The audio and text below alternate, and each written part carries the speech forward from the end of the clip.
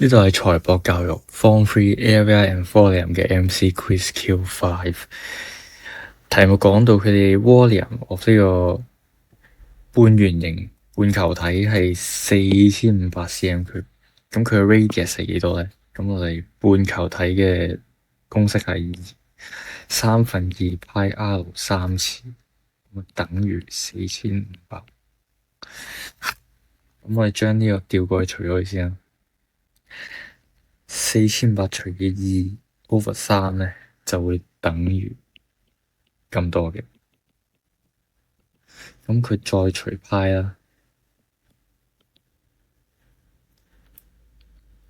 就等於2148.59。咁我再將佢除以3次方咧，咁佢應該係12.90。